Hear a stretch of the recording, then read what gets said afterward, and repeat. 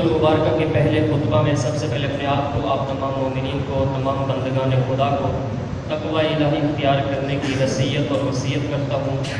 ارشاد امام حسین علیہ السلام ہو رہا ہے، الناس عبید الدنیا، لوگ دنیا کے غلام ہیں، والدین لائق علی السنتہم، دین ان کی زبان پر چاشنی کے طور پر ہے، چٹنی کے طور پر ہے، اور یہ جو مختصر دین ہے کب تک ہے؟ جب تک دین ان کی دنیا سے نہیں ٹکراتا۔ فَإِذَا بُعِثُوا بِالْبَلَاءِ قَلَّتْ دَيَانُونَ، ذرا سا ان کو آزمائش میں ڈالا جائے تو یہ جو چٹنی برابر دین ہے یہ بھی ختم ہو جاتا ہے اور دینداروں کی تعداد کم ہو جاتی ہے۔ آج جس شخصیت کا ذکر میں نے کرنا ہے، حضرت ابوالفضل العباس سلام اللہ علیہ کا ذکر میں نے کرنا ہے۔ آپ سب جانتے ہیں کہ مولا عباس مولا علی کی تمنا کا نام ہے، خواہش کا نام ہے۔ مولا کائنات نے اپنے بڑے بھائی جناب عقیل سے یہ خواہش کی تھی کہ میرے لیے کوئی ایسا گھر تلاش کرے، بہادر گھر، جس کے اندر میں شادی کروں اور وہاں سے ایک ناصر حسین پیدا ہوں۔ تو مولا کی خواہش کا نام ہے عباس، مولا کی تمنا کا نام ہے عباس۔ اور آج ہم نے یہ بیان کرنا ہے کہ مولا عباس کا کس طرح سے امتحان ہوا ہے میدان کربلا کے اندر۔ ہم کو ذرا سا ڈرایا جائے، ذرا سا دھمکایا جائے، ذرا سا پیسہ دے دیا جائے، ہم اپنے امام کو بھول جاتے ہیں۔ لیکن دیکھیں کس سخت حالات میں مولا غازی عباس کا امتحان ہوا ہے۔ تاریخ کہتی ہے جو ام البنین تھی جناب عباس کی والدہ گرامی، ان کی طرف سے کوئی رشتہ تھا شمر کا۔ شمر نے باقاعدہ امان نامہ لے لیا تھا ابن زیاد سے اور منگوا لیا تھا، اور وہ بار بار مولا غازی عباس کو بلا رہا تھا اپنی طرف، لیکن مولا غازی عباس اس کی طرف متوجہ ہی نہیں ہو رہے۔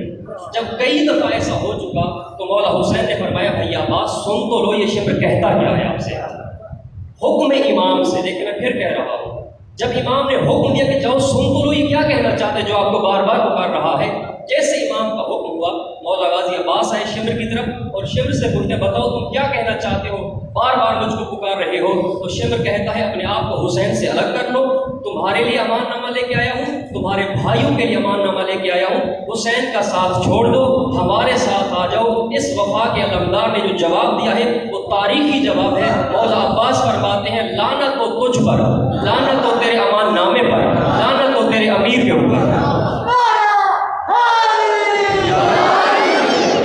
جواب دیا مولا عباس نے، اور اس جواب سے یہ اندازہ ہوتا ہے کہ جو سچا حسینی ہے چاہے اس کو جتنی بڑی آفر کر دی جائے، جتنی بڑی پیشکش کر دی جائے، اگر اس کا عشق سچا ہے تو وہ کبھی امام حسین کو چھوڑ نہیں سکتا۔ اب ایک حدیث ہے چوتھے امام فرماتے ہیں، امام سجاد علیہ السلام فرماتے ہیں ان للعباس منزلۃ یوم القیامہ یغبط بها جمیع الشہداء۔ اس حدیث کا ترجمہ میں بعد میں کروں گا۔ اس حدیث کے اندر دو لفظ ہیں، پہلے ان دو الفاظ کا وضاحت ہو جائے تاکہ یہ حدیث آپ کو سمجھ میں آ جائے۔ امام فرماتے ہیں ان للعباس منزلۃ یوم القیامہ یغبطها، ایک لفظ ہے یغبطها، پہلے اس کی وضاحت ہو جائے۔ جمیع الشہداء، دوسرا لفظ شہداء، ان دو الفاظ کی جب وضاحت ہو جائے گی پھر میں اس حدیث کا ترجمہ کروں گا اور آپ کو مولا عباس کا مقام اور مرتبہ سمجھ میں آئے گا۔ پہلے لفظ شہید کی وضاحت کر لیتے ہیں۔ شہید کہتے کسے ہیں، شہید کی تعریف کیا ہے، شہید کا مقام کیا ہے، شہید کا مرتبہ کیا ہے۔ شہید کے مقام اور مرتبے کے لیے قرآن مجید کے اندر دو آیات موجود ہیں، اور اگر آپ غور فرمائیں گے تاریخ کے اندر، احادیث کے اندر، قرآن مجید کی آیات کے اندر، تو بعد خدا، بعد نبی و آل نبی سب سے بلند مرتبہ شہید کا ہے، سب سے بلند مرتبہ شہید کا ہے۔ شہید کے متعلق دو آیات قرآن مجید میں واضح طور پر موجود ہیں۔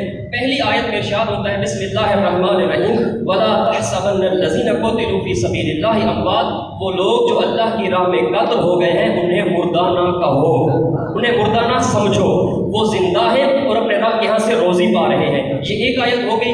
دوسری آیت میں ارشاد ہوتا ہے ولا تقولوا لمن یقتل فی سبیل اللہ اموات، وہ لوگ جو اللہ کی راہ میں قتل ہو گئے انہیں مردہ نہ کہو۔ اب سوال یہ ہے کہ اللہ کن سے کہہ رہا ہے کہ شہید کو مردہ نہ کہو، شہید کو مردہ نہ سمجھو؟ مومنین سے کہہ رہا ہے، ہم سے آپ سے کہہ رہا ہے۔ تو اللہ جن سے کہہ رہا ہے وہ اللہ کو اللہ مانتے ہیں یا نہیں مانتے؟ وہ کلام قرآن مجید کو کلام خدا مانتے ہیں یا نہیں مانتے؟ جب ہم اللہ کو اللہ مان رہے ہیں، قرآن مجید کو کلام خدا مان رہے ہیں، تو دو آیات کا تکرار کیوں ہے؟ اللہ ایک آیت میں کہہ دیتا کہ خبردار شہید کو مردہ نہ کہو، بات ختم تھی، اس لیے کہ تکرار وہاں ہوتی ہے جہاں کہنے والے کو یہ شک ہو کہ ان کو ہماری بات سمجھ میں نہیں آئے گی۔ اللہ نے ان دو آیات کے ذریعے سے شہید کے مقام اور مرتبے کو بیان فرمایا ہے۔ اللہ نے انسان کو دو سپریم قوتیں دی ہے، ایک قوت کا نام ہے قوت نطق، جس سے انسان گفتگو کرتا ہے، بات کرتا ہے، ایک قوت کا نام ہے قوت فکر، جس سے انسان سوچتا ہے، سمجھتا ہے۔ اللہ نے ان دو آیات کے ذریعے سے ان دونوں قوتوں پر پہرا بٹھا دیا ہے کہ خبردار نہ تم شہید کو مردہ کہہ سکتے ہو، نہ مردہ سوچ سکتے ہو، کہہ سکتے ہو، مردہ سوچ سکتے ہو۔ تو یہ شہید کا مقام ہے۔ اور جو جب جناب سیدہ نے تاریخ اسلام کی پہلی تسبیح بنائی تھی، وہ کس مٹی سے بنائی تھی؟ آپ سب جانتے ہیں، اہل علم کا مجمع ہے۔ جب رسول خدا نے جناب فاطمہ زہرا سلام اللہ علیہا کو تسبیح فاطمہ کی تعلیم ارشاد فرمائی تھی، تو تاریخ کہتی ہے بی بی فاطمہ زہرا سلام اللہ علیہا نے میدان احد سے مٹی منگوائی تھی اور اس مٹی سے بی بی نے تسبیح بنائی تھی۔ اب دوسرا سوال یہاں پہ ہوتا ہے، میدان احد تو اتنا بڑا ہے، کس جگہ سے مٹی اٹھائی تھی؟ جناب حمزہ کی قبر سے۔ شہید کا مقام آپ کو سمجھ میں آیا کہ شہید کا عظمت یہ ہے کہ جناب سیدہ شہید کی قبر کی خاک کو بابرکت سمجھتی ہے، اور مولا کائنات ارشاد فرماتے ہیں کہ شہید بغیر حساب کتاب کے بہشت میں جائے گا۔ تو لفظ شہید اور اس لفظ کی وضاحت ہو گئی، آپ کو سمجھ آ گئی۔ اب دوسرا لفظ اس حدیث میں ہے یعقوب توہا۔ دیکھیں اسلام کے اندر دو چیزیں ہیں، ایک ہے حسد، ایک ہے غیبتہ، غیبتہ کرنا۔ حسد بری چیز ہے، روایات میں منع کیا گیا ہے کہ حسد نہ کرو، اور امام فرماتے ہیں کہ الحسود لا یسود، حاسد کو کبھی نفع نہیں پہنچے گا، حاسد کو کبھی فائدہ نہیں ہوگا، لیکن غیبتہ الگ چیز ہے۔ اب آپ سوال کر سکتے ہیں کہ غیبتہ کسے کہتے ہیں اور حسد کسے کہتے ہیں، ان دونوں کے درمیان فرق کیا ہے؟ دیکھیں حسد اس کو کہتے ہیں، مثلا یار یہ اتنا بلند مقام پہ کیسے پہنچ گیا ہے، کاش یہ ہمارے برابر ہو جائے، کاش کوئی ایسا موقع مل جائے یہ ہمارے برابر آ جائے، اس کا کوئی نقصان ہو جائے، اس کو کہتے ہیں حسد۔ غیبتہ کس کو کہتے ہیں؟ ارے یار ماشاءاللہ یہ لڑکا تو میرے ساتھ مدرسے میں پڑھتا تھا، آج زبردست عالم بن گیا ہے، کاش میں بھی محنت کرتا اور اس جیسا عالم بن جاتا، اس کو کہتے ہیں غیبتہ۔ قرآن نے اور اسلام نے حسد سے منع کیا ہے، غیبتہ سے منع نہیں کیا۔ اب حدیث سنیا، چوتھے امام فرماتے ہیں ان للعباس منزلۃ یوم القیامت یغبطھا جمیع الشہداء، روز قیامت اللہ نے جناب عباس کو وہ مقام اور مرتبہ دیا ہے کہ جس مقام اور مرتبے کو دیکھ کر شہداء غیبتہ کریں گے، کاش ہمارا بھی وہ مقام ہوتا۔ ماشاءاللہ صلوات پڑھیں بآواز بلند۔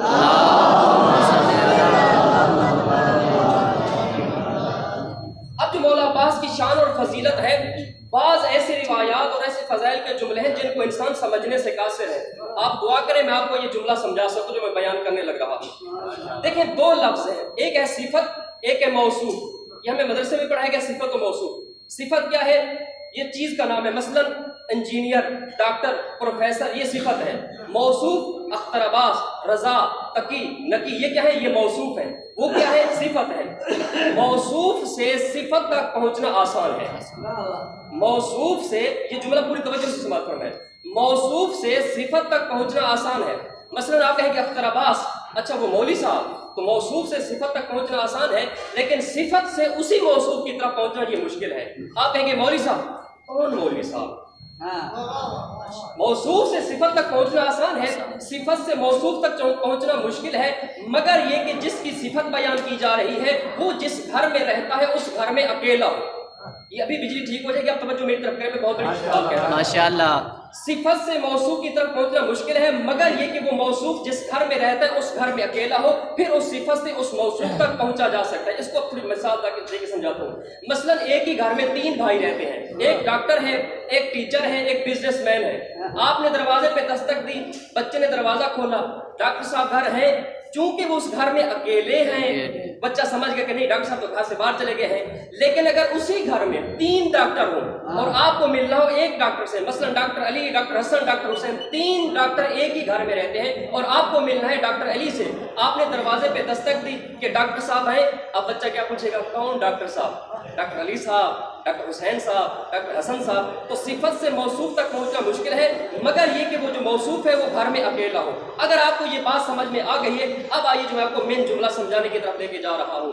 آپ یہ بتائیے جب سے اسلام شروع ہوا ہے परचम और अलमदारी का सिस्टम था इस्लाम के अंदर के या नहीं था?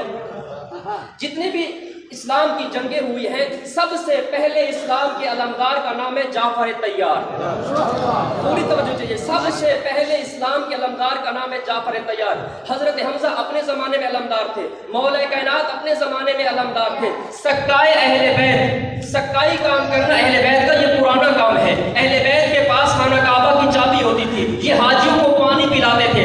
सक्काई का काम अब्दुल मुत्तलिब ने भी किया है, सक्काई का काम अबू तालिब ने भी किया है, सक्काई का काम मौला अली ने भी किया है। इन सारी सिफात को मौला अब्बास ने अपने अंदर ऐसा जज्ब कर लिया है कि आज 1400 साल के बाद अगर कोई अलमदार कहता है, ना जाफर का नाम ज़हन में आता है, ना अली का नाम ज़हन में आता है, ना अब्दुल्ला का नाम ज़हन में आता है, जिसका नाम ज़हन में आता है उसको कहते हैं मौला अब्बास। सक्काए अब्बास आप कहते हैं, ना अब्दुल मुत्तलिब का नाम ज़हन में आता है, ना किसी और मासूम का नाम ज़हन में आता है, फकत मौला अब्बास का नाम ज़हन में आता है। सलवात पढ़े बावाज़ बुला। दूसरा जो मौला का लक़ब है वो है कमर बनी हाशिम। कमर बनी हाशिम का मतलब क्या है? कमर मतलब चाँद, बनी हाशिम खानदान बनी हाशिम, यानी खानदान बनी हाशिम का चाँद। जब मौला अब्बास को कमर बनी हाशिम कहा जा रहा है तो फिर ये देखो कि कमर बनी हाशिम कौन शख्सियत थी, वो कौन हस्तियाँ थी, तब आपको समझ में आएगा कि मौला अब्बास की अजमत क्या है। बनी हाशिम का लफ्ज़ है तो जनाब हाशिम से शुरू करते हैं। आप तारीख का मुताला कीजिए, अपने ज़माने में जनाब हाशिम को ख़ानदान का सितारा कहा जाता था, यानी इतने ज़्यादा खूबसूरत थे। अपने ज़माने में जनाब हाशिम को ख़ानदान का तारा कहा जाता था। जनाब अब्दुल मुत्तलिब अपने ज़माने के खूबसूरत तरीन इंसान थे। जनाब अब्दुल्ला रसूलुल्लाह के वालिद गिरामी अपने ज़माने के खूबसूरत इंसान थे और उनकी खूबसूरती के वाक़ियात हैं जो वक्त नहीं है जहाँ पे बयान करने का, तो वो अपने ज़माने के खूबसूरत तरीन इंसान थे। और एक नबी ऐसे हैं जिनका जिक्र कुरान मजीद में मौजूद है और जिनकी खूबसूरती की दास्तान को कुरान मजीद ने बयान किया है। जनाब यूसुफ की खूबसूरती के कसीदे कुरान मजीद में मौजूद हैं। आप सब ने पढ़ा होगा, सुना होगा, और इस पर ईरान ने फिल्म भी बना दी है हज़रत यूसुफ अलैहिस्सलाम पर, कि जब यूसुफ के सामने जुलैखा आती है और जुलैखा बूढ़ी हो चुकी होती है, जैसे जनाब यूसुफ अलैहिस्सलाम जुलैखा को देखते हैं तो सवाल करते हैं, जुलैखा तुम इस हाल को कैसे पहुंच गई? तो जुलैखा जवाब देते हैं, यूसुफ तेरे इश्क में इस हाल को पहुंच गई हूँ। अब सुनिए जुमला जनाब यूसुफ का। जब जनाब यूसुफ ने सुना, जनाब यूसुफ फरमाते, जुलैखा अगर तुम मोहम्मद अरबी को देख लेती तो तुम्हारा क्या हाल होता? अगर तुम मोहम्मद अरबी को देख लेती तो तुम्हारा क्या हाल होता? जैसे जनाब यूसुफ ने ये कहा, जनाब जुलैखा फरमाती है, बिल्कुल आपने सच कहा है, बिल्कुल आपने ठीक कहा है। जनाब यूसुफ को फिर ताज्जुब हुआ कि आपने मोहम्मद अरबी को देखा तो नहीं है, मैंने सिर्फ नाम लिया है, आपको कैसे पता चल गया कि मैं सही कह रहा हूँ? जुलैखा कहती, जब से आपने नाम मोहम्मद लिया है मेरे दिल के अंदर मोहब्बत पैदा हो गई है, मेरे दिल के अंदर सुकून पैदा हो गया है। इधर इश्क मोहम्मद का इजहार किया जनाब जुलैखा ने, उधर से आवाज़ कुदरत आई कि अभी तक यूसुफ के हुस्न में इश्क में मुब्तला थी, अब मेरे मोहम्मद अरबी के इश्क में मुब्तला हो गई है, अब जवानी को पलटाया जाएगा।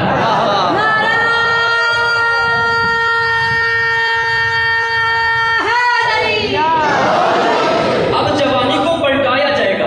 अब एक हदीस है वो भी यहाँ पे समझाना चाहता हूँ। पाक पैगंबर की हदीस है, अल हसन वल हुसैन सैयदा शबाब अहलिल जन्नत। हसन और हुसैन जवानान जन्नत के सरदार हैं। इस मजमे में काफ़ी बूढ़े बैठे हैं, मेरे बुजुर्ग बैठे हैं जिनकी दाढ़ी सफ़ेद हो गई है। हसन और हुसैन तो जवानों के सरदार हैं, आपका क्या बनेगा? इसी रिवायत में जवाब मौजूद है कि जिसके अंदर इश्क मोहम्मद होगा, जिसके अंदर इश्क मोहम्मद और आले मोहम्मद होगा, वो कभी बूढ़ा नहीं हो सकता। तो कमर बनी हाशिम तो रसूलुल्लाह अपने ज़माने में खूबसूरत इंसान थे। अली अकबर शबीह पैगंबर, क्या कोई बहस की जरूरत है कि कितने खूबसूरत थे? जनाब कासिम कितने खूबसूरत थे? तारीख कहती है जब जनाब कासिम इमाम हुसैन के खैमे से निकल रहे थे, जो तारीख का जुमला है वो ये है, का फल का दिल कमर, जैसे चांद का टुकड़ा हुसैन के खैमे से निकल रहा। तो जिस घराने में अली जैसी शख्सियत हो, जिस घराने में रसूलुल्लाह जैसी शख्सियत हो, जिस घराने में अली अकबर जैसी शबीह पैगंबर शख्सियत मौजूद हो, जिस घराने में कासिम जैसी शख्सियत मौजूद हो, उस घराने में अगर किसी को कहा जाता है कमर बनी हाशिम तो वो फकत मौला अब्बास की जान है, जिसको कमर बनी हाशिम कहा जाता है। सब बड़े आवाज़ बोला। अब हदीस सुने आप, पाक पैगंबर फरमाते हैं उतलुबुल खैरा वल हवाइज मिन इसानिल वजूह, कि अपनी हाजात को और अपनी दुआओं को खूबसूरत चेहरे वालों से मांगा करो। अब जिसको कमर बनी हाशिम कहा जाए, अगर हम उससे नहीं मांगे तो फिर किससे मांगेंगे? अहले बैत से ज़्यादा कोई खूबसूरत नहीं है, अहले बैत से ज़्यादा कोई हसीन नहीं है। तो इस हाल के अंदर मेरे जिस भाई बुजुर्ग की जो ख्वाहिश है, जो तमन्ना है, जो आरज़ू है, शर्त है खुलूस के साथ, खुलूस के साथ मोहम्मद वाले मोहम्मद को पुकारो, खुलूस के साथ मौला अब्बास को पुकारो। मुमकिन नहीं है कि मौला अब्बास आपको जवाब न दे। मौला अब्बास की ज़ियारत का एक फ़िक्र है जो आप तमाम अहबाब को याद होगा, और ये मौला के अलक़ाबात में से एक लक़ब भी है अब्दुस सालेह। हम ज़ियारत पढ़ते हैं ना, अस्सलामु अलैका या अय्युहल अब्दुस सालेह। अब्द सालेह क्यों कहा गया मौला अब्बास को? इसका जवाब यही है कि मौला अब्बास ने अपने वजूद को इमामत के अंदर इस कदर ज़म कर लिया है कि जहाँ भी ना कोई सोच है ना अपनी फिक्र है, जो कुछ है वो हुक्म इमाम है।